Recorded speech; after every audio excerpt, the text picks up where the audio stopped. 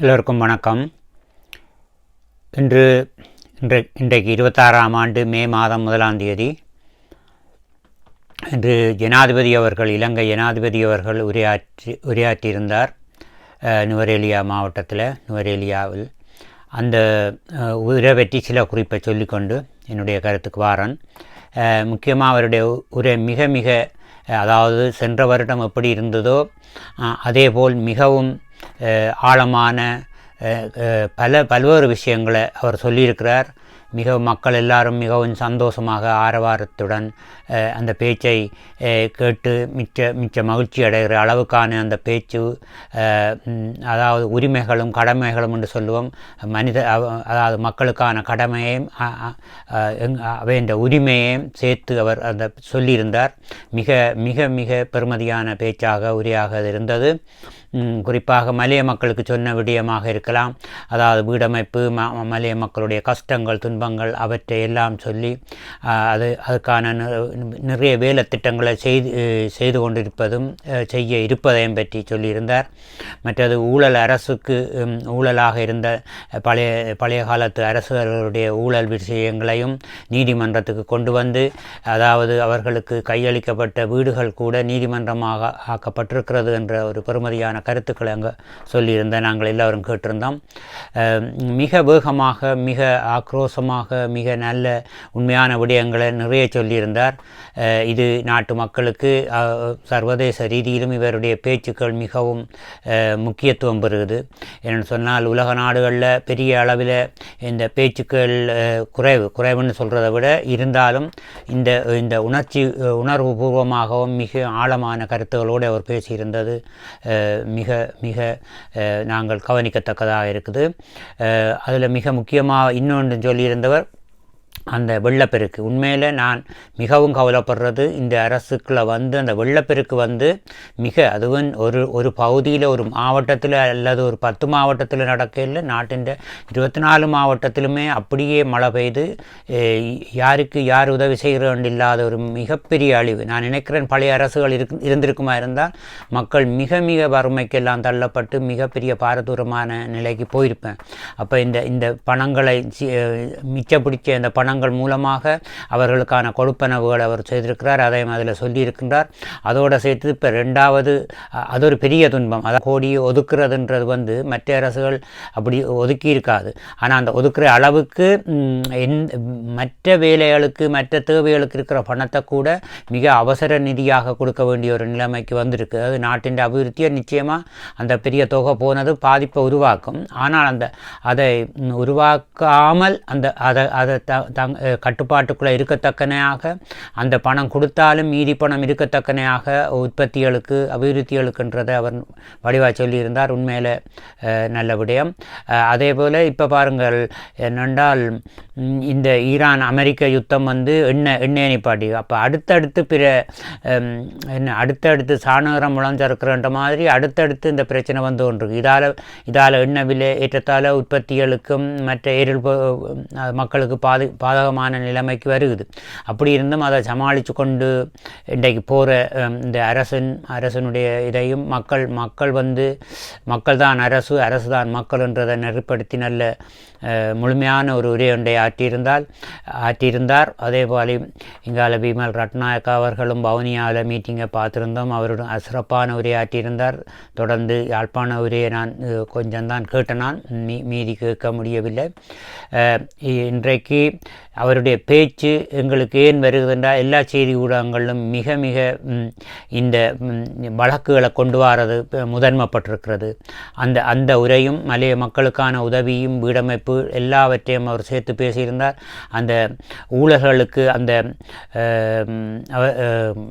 பழைய ஊழல் செய்தவர்கள் எல்லாருக்கும் வழக்கு விசாரணை மிக துரிதப்படுத்தும் என்றும், அவர்களுக்கு சட்டம் எல்லோருக்கும் சமன் என்றதையும், அந்த வகையில்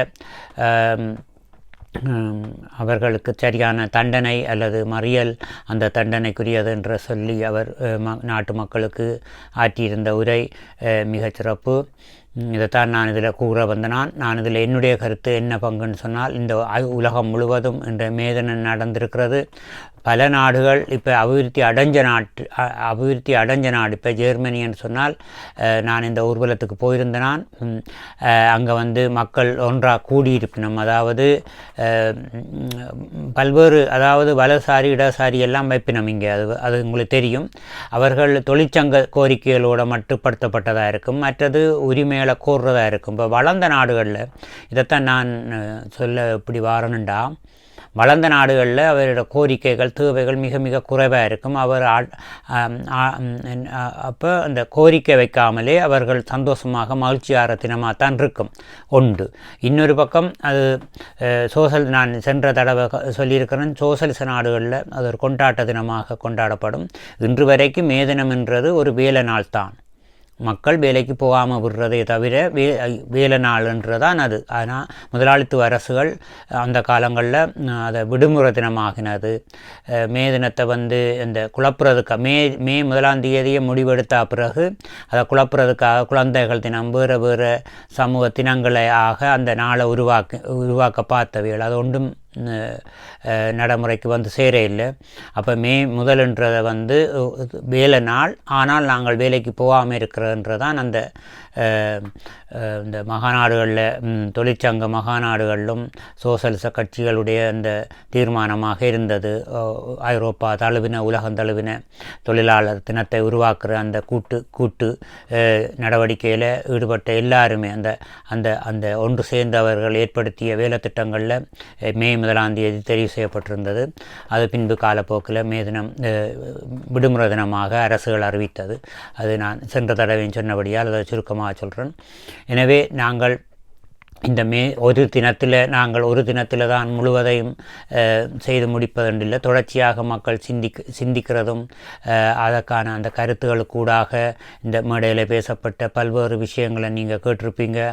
அப்போ அதில் இருந்து நாங்கள் ஒரு முடிவுக்கு வரணுன்றதை விட எல்லாரும் தெளிவாக அறிவிலும் சிந்தனையிலும் ஆற்றலிலும் உற்சாகமாக இருக்கணும் என்று இந்த சந்தர்ப்பத்தில் நான் என்னுடைய நினைப்புகளை நான் உங்களோட பகிர்றேன். அதே மாதிரி எல்லாரும் உற்சாகமாக நாடு அபிவிருத்தி அடைகிறதுக்கு எல்லாரும் அந்த சோம்பலை விட்டுட்டு 18 வயதுக்கு மேற்பட்ட எல்லாரும், அதாவது ஒரு ஆள் வசதியாக இருக்கிறார், அப்பா அம்மா வசதியாக இருக்கணும்னு சொன்னால் பிள்ளைகள் வேலை செய்யாமல் இருக்கக்கூடும்.